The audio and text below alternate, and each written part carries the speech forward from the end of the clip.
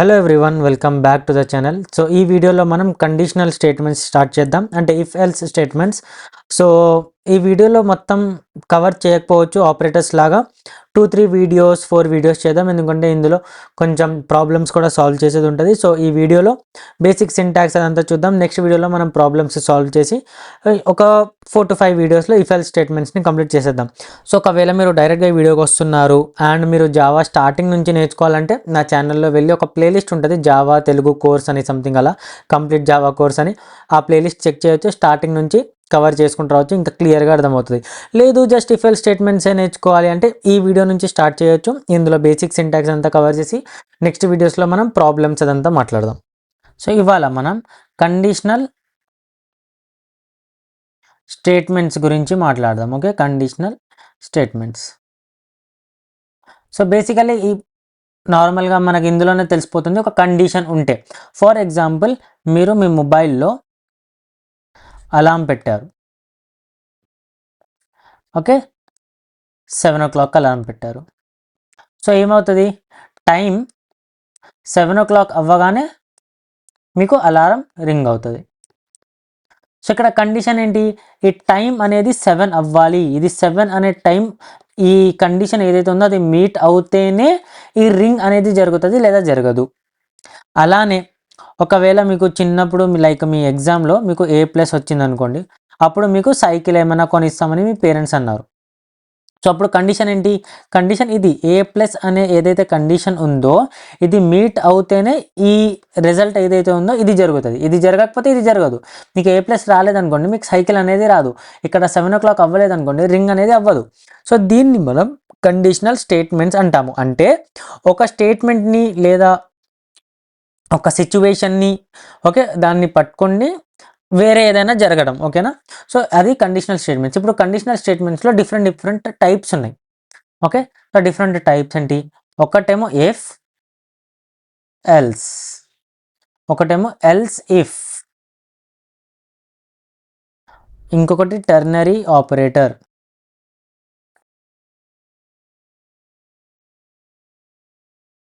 ఇంకొకటి switch. So switch అంటే మనం మన ఇంట్లో ఉండే స్విచ్ లాగా అనుకోవచ్చు.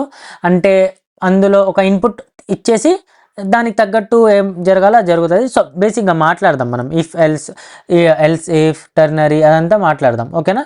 సో ఫస్ట్ మనం ఇఫ్ ఎల్స్ స్టేట్మెంట్స్ గురించే చూద్దాం. ఓకే, సో ఫస్ట్ మనం దేని గురించి చూద్దాం, ఇఫ్ ఎల్స్. సో దీని సింటాక్స్ గురించి మాట్లాడదాం. ఇప్పుడు సింటాక్స్ అంటే ఏంటి, సింటాక్స్ అంటే రాసే విధానం. ఎలా అయితే మనం లైక్ ఇప్పుడు ఇంగ్లీష్ సెంటెన్స్ ఉంది, sentence so start with a capital letter.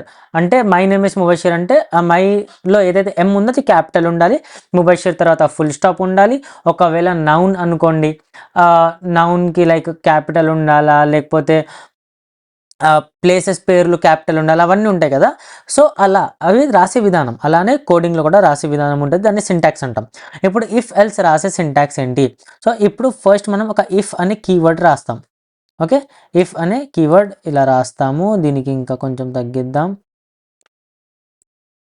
Okay, if రాసి ఇలా బ్రాకెట్స్ ఓపెన్ చేస్తాం. బ్రాకెట్ ఓపెన్ చేసేసి ఇందులో కండిషన్ రాస్తాం, మన కండిషన్ ఏంటి అని, ఓకేనా.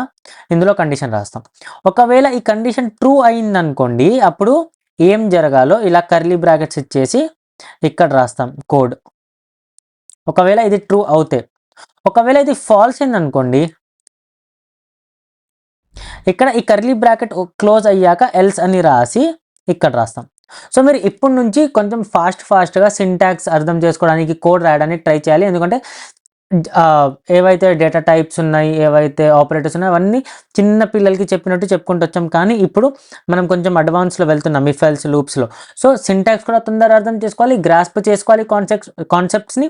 అండ్ ఏమైనా డౌట్ ఉంటే మీకు అప్పటికప్పుడు ప్రాక్టికల్, ఓకే ఇప్పుడు మీకు డౌట్ వచ్చింది అనుకోండి, ఇలా కాకుండా ఇంకొకలాగా చేస్తే ఏమవుతుంది చేసి చూస్తే అర్థమైపోతుంది అవుతుందా లేదా అని, లేకపోతే ChatGPT దాన్ని అడగచ్చు. ఓకే, సో ఇది దీని సింటాక్స్. సో మళ్ళీ ఇక్కడ క్లియర్గా రాద్దాం. సో నేనేమంటానంటే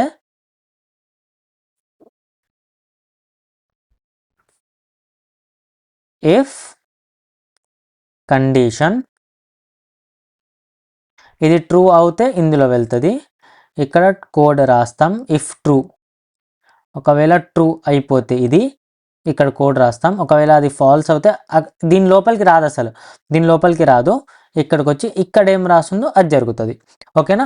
సో దీనికి మనం ఒకసారి విఎస్ కోడ్లో మనం కోడ్ రాసి చూద్దాం, లైక్ ఏం జరుగుతుంది అనేది. దానికంటే ముందు మనం ఒక ఎగ్జాంపుల్ చూసుకుందాం ఇక్కడే. ఓకే, సో ఫర్ ఎగ్జాంపుల్ మీరు, ఓకే, ఫర్ ఎగ్జాంపుల్ నేనేమంటానంటే ఇప్పుడు మీ ఏజ్ ఉంది, మీ ఏజ్ ఈక్వల్స్ టు 18 లేదా 18 కంటే పెద్ద అయిందనుకోండి, అప్పుడు మీరు ఏం చేయొచ్చు, ఓట్ చేయొచ్చు, మీరు డ్రైవింగ్ చేయొచ్చు. ఓకే, సో నేను ఏం చేస్తానంటే if age is greater than or equal to 18 ఉంటే, ఇది మనం ఆల్రెడీ రిలేషనల్ ఆపరేటర్స్లో చదివాం పాత వీడియోలో.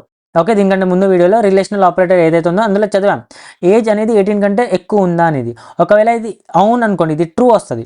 ఇప్పుడు రన్ చేసినప్పుడు ఏజ్ అనేది, ఫర్ ఎగ్జాంపుల్ నేను ఇంట్ ఏజ్ ఈక్వల్స్ టు 50 అని ఇచ్చా అనుకోండి, ఇక్కడ ఏజ్లో 50 ఉంది, ఇక్కడ 50 ఈజ్ గ్రేటర్ దాన్ 18 అవును. కాబట్టి నేను ఇక్కడ సిస్ అవుట్లో ఏం రాస్తా, యూ క్యాన్ డ్రైవ్ అని రాస్తా ఇక్కడ. ఓకేనా? ఇక్కడ ఎల్స్ సిస్ అవుట్లో గ్రో అప్ అని రాస్తా. ఓకే, సో ఇప్పుడు ఏజ్లో 50 ఉంది, if 50 greater than equal to 18, ఇది ట్రూ అయింది అనుకోండి, ఇది ప్రింట్ అవుతుంది. ఒకవేళ ఇది చెక్ చేసి ఇది ఫాల్స్ అయింది అనుకోండి, ఈ కర్లీ బ్రాకెట్స్లో వెళ్ళకుండా డైరెక్ట్గా ఎల్స్లో ఏముందో అది జరిగిపోతుంది. ఓకేనా? సో దీనికి ఇప్పుడు మనం కోడ్ రాసి చూద్దాం, ఎందుకంటే ఆల్రెడీ మనం ఇప్పుడు సింటాక్స్ చూసాం కాబట్టి.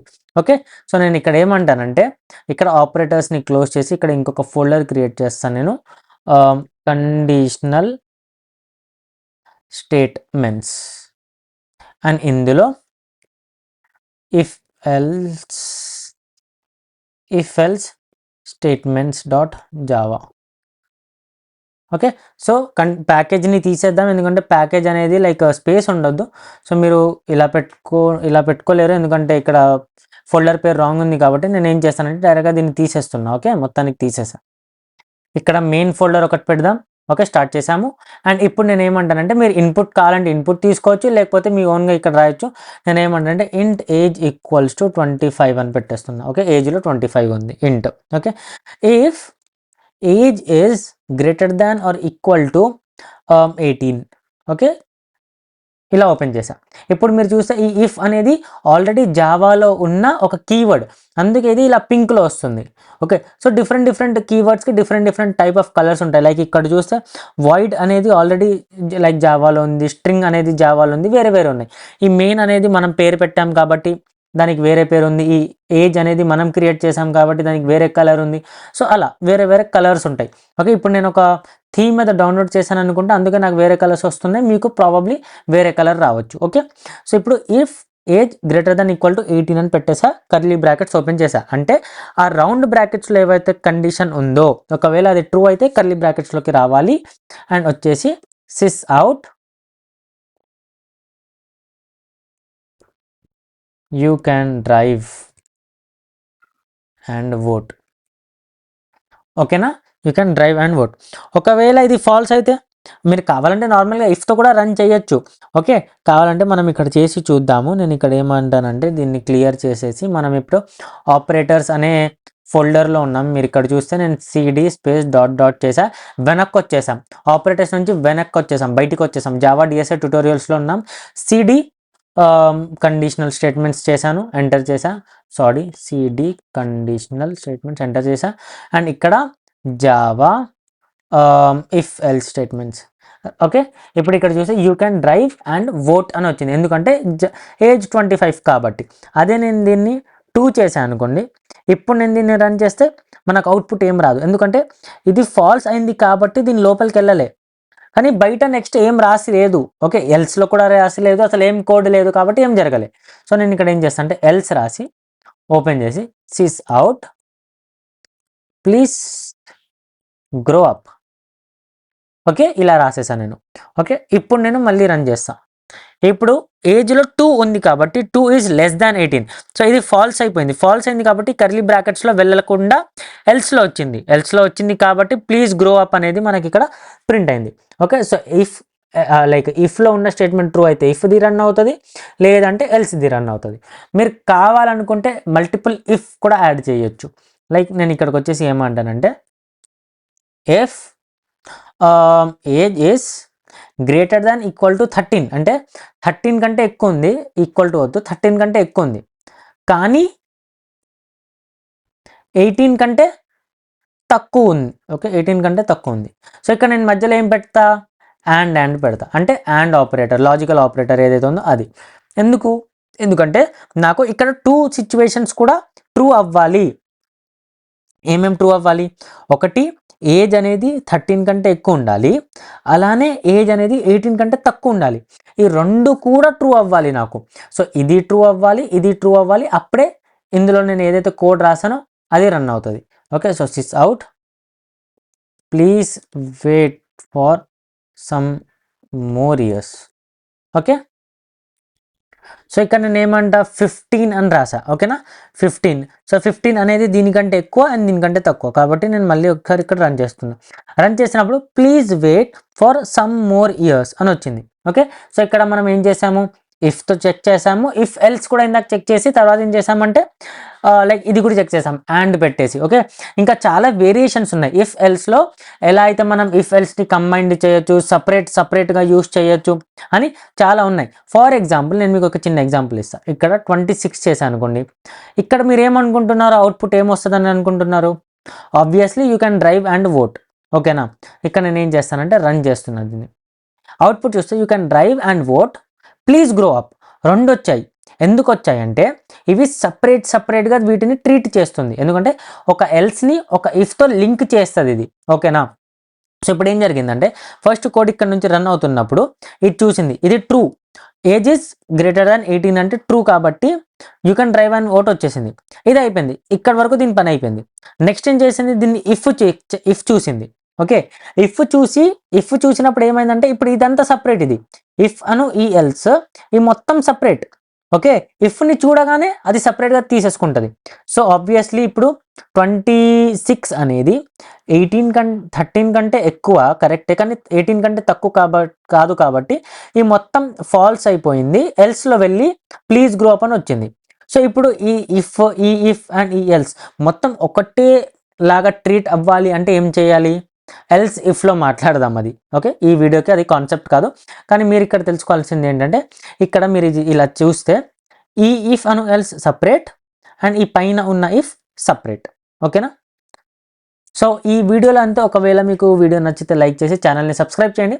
నెక్స్ట్ వీడియోలో కలుద్దాం. డౌట్స్ ఏమైనా ఉంటే కామెంట్ సెక్షన్లో అడగచ్చు, లేదా ఇన్స్టాగ్రామ్ హ్యాండిల్ ఉంది డిస్క్రిప్షన్లో, అక్కడ ఫాలో చేసి అక్కడ కూడా రీల్స్ అప్లోడ్ చేస్తున్నా. ఏమైనా డౌట్స్ ఉంటే అక్కడ కూడా అడగచ్చు. ఏమైనా క్వశ్చన్ ఉంటే అడగండి, దాని మీద మనం ఒక రీల్ లేదా ఒక వీడియో అనేది చేద్దాం. సో నెక్స్ట్ వీడియోలో కలుద్దాం. Until then bye.